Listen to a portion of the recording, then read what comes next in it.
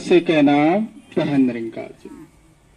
सासंग जी, आज सारी ही सात संगत सेवा में सुबह से ही,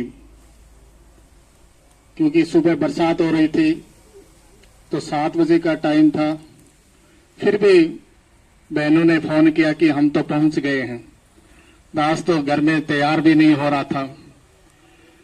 तो सात्संगत इतना उत्साह ये सात्संगत का देख करके बहुत बहुत खुशी हो रही है। कभी कभी ऐसा महसूस करते थे कि पता नहीं संगत का, सेवा दल का किस प्रकार से सहयोग रहेगा, या हमें किस बाहर से कोई सेवा दल बुला करके सेवा करानी पड़ेगी। ऐसा मन में सात्संगत विचार आते हैं, क्योंकि इंसान है और इंसान सात्संगत हर तरह के विचार आते हैं।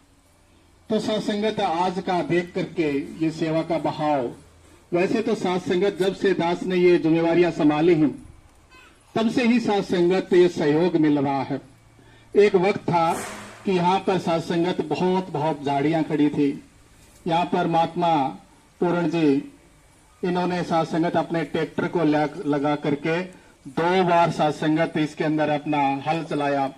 फिर सात्संगत वो झाड़ियां दबी थी, फिर भी महात्मा काटते रहे और बहुत टाइम लगा। बहुत सेवा की महात्माओं ने, और फिर सात्संगत पेड़ पौधे लगाने शुरू किए, और किस प्रकार से सात्संगत आज पेड़ पौधे खिलखिला रहे हैं। और सबसे ज्यादा खुशी की बात है कि हमने सात्संगत, हमारे पड़ोसी हैं जो डेयरी वाले सात्संगत प्रदीप जी गुजर, इन्होंने सात्संगत बड़ा ही सहयोग दिया है। जब भी सात्संगत दास ने पहली बार इनको कहा कि महात्मा जी हमें पानी की जरूरत है, आप कृपा करके पानी दे देंगे तो हम पेड़ पौधे लगा लेंगे। इन्होंने कहा कुलदीप जी आप तो पेड़ पौधे लगा दो, पानी तो मैं अपने आप दिलवा दूंगा, मेरे आदमी हैं। तो दास ने कहा कि महात्मा पेड़ तो हम लगाएंगे तो पानी भी हम देंगे, आप तो सिर्फ कृपा करके अपना पानी देने की कृपा करें, हमारी टंकी फुल करने का काम करते रहें। तो इन्होंने कहा कि जब भी आपकी इच्छा हो 24 घंटे आप कभी भी पानी हमारा यूज कर सकते हैं। इतना सेवा का सात्संगत, इनका भाव हमेशा रहता है। तो सात्संगत आज भी हमें, जब सात्संगत ये हमारी अभी चाय की व्यवस्था थी, ये भी सात्संगत इनकी तरफ से ही थी। और जब भी सात्संगत कभी दास के पास कोई महात्मा आ जाता है, यहाँ पर आते हैं तो दास सोचता है कि दूर से आया महात्मा, खाने की इच्छा, तो दास यहाँ इनके पास जाता है तो झट से जो यहाँ पर काम करने वाले होते हैं तो वो कहते हैं कि महात्मा जी कितने महात्माओं का खाना खिलाना है। ऐसे नहीं पूछते कि खाना खाने आए हो या खाना खाना या नहीं खाना है, वो पूछते हैं कि कितनों को खाना खिलाना है। सात्संगत ये बहाव, सात्संगत ये आपके प्रति, क्योंकि आपकी जो इच्छा शक्ति है, आप जो काम कर रहे हैं। दास ने एक बार यहाँ पर जब सत्संग का प्रोग्राम हुआ तो दास ने सोचा कि हमारे पास डेयरी है, दूध तो हमें लाना नहीं पड़ेगा, तो हम दूध जलेबी का काम यहाँ सेवा करेंगे। तो दास ने इनसे 50 किलो दूध मांग करके लिया कि आप 50 किलो दूध दे दीजिए। दास ने सोचा कि पैसे देने हमें, तो पैसे देने इनको बाहर से लाएंगे, इनको दे देंगे, नजदीक मिल गया। तो दास ने जब इनको कहा कि आप बताइए कि आपके कितने पैसे हुए हैं, बोला कुलदीप जी आगे से ऐसी बात मत करना, आगे से यदि आपको पैसे देने हैं तो हमारे पास नहीं आना है दूध के लिए, नहीं तो हमारा घर आपके लिए खुला है। आपका कोई भी महात्मा आए, कुछ भी चाहिए, चाहे चाय चाहिए, चाहे पानी चाहिए, चाहे यहाँ पर नाश्ता खाना जो भी चाहिए, हमारा हर आदमी आपके लिए हाजिर है, परंतु पैसे की बात मत करिए। सात्संगत इतना ध्यान है इन सब का। क्यों अभी सात्संगत दास मंगलवार को हम सीताराम जी राम आए थे, तो यहाँ पर ये ट्यूबवेल का काम किया, ट्यूबवेल बैठाने का, मशीन लगाने का।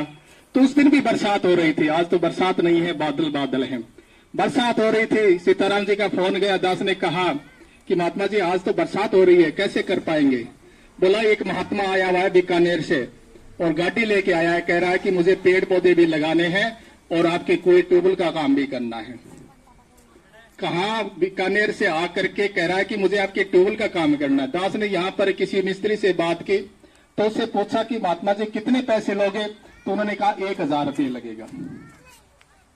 1,000 रुपये ये कनेक्शन करने का, सिर्फ कनेक्शन करने का, इसमें मोटर डालने का। और वो महात्मा बीकानेर से आकर के मोटर भी डाल दी और हमारी वहां से आकर के मोटर लेके भी आया और सीमेंट बजरी बाद में लेके आया। ये जो ट्यूबवेल है इसके चारों तरफ सीमेंट बजरी लगाई हुई है, तो ये भी साथ संगत उन्होंने आकर के वो लगा के गए। और जब साथ संगत दास से पूछा कि आप कोई सत्संग में जाते हो क्या, कहते हाँ जाता हूं, राधा स्वामी हूं। दास वो पेड़ लेके आया तो दास ने सोचा कि अपने घर के लिए ले जा रहा होगा, यहां करके गाड़ी से उतार दिए और कह रहा है कि बताओ कुलदीप जी कहां लगाने हैं। ऐसे बहाव सासंग जब आगे होकर के कहते हैं कि सतगुरु जब चाहता है तो साथ संगत उनका काम कभी रुकता नहीं है। कभी हमारी भूल हो जाती है, दास कभी कभी ऐसी भूल दास भी कर देता है, या हमारे और भी महात्माओं से हो जाती होगी कि यदि मैं नहीं होता तो ये काम नहीं होता।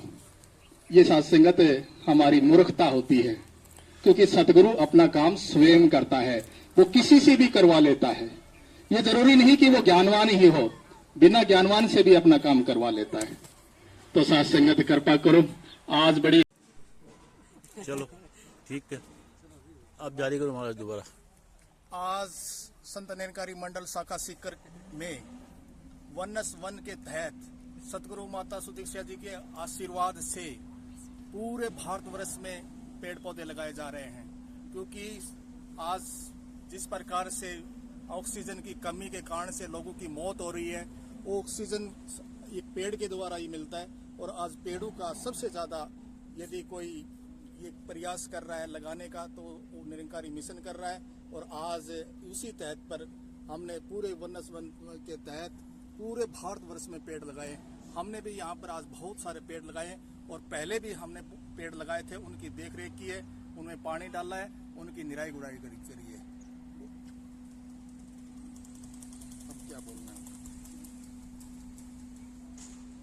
आपने? संत निरंकारी मिशन द्वारा हर वर्ष की भांति सदगुरु माता सुदीक्षा महाराज की कृपा से बीकानेर बाईपास स्थित सत्संग भवन पर 50 पौधे लगाए गए। पौधारोपण कार्यक्रम में सीकर साधु संगत और सेवादल के 100 से ज्यादा सदस्यों ने भाग लिया। इस अवसर पर सीकर शाखा के संयोजक कुलदीप, जीवन, सीताराम, तेजपाल, किरण, पूजा, संपत सहित अन्य सदस्यों ने अपनी सेवाएं दी।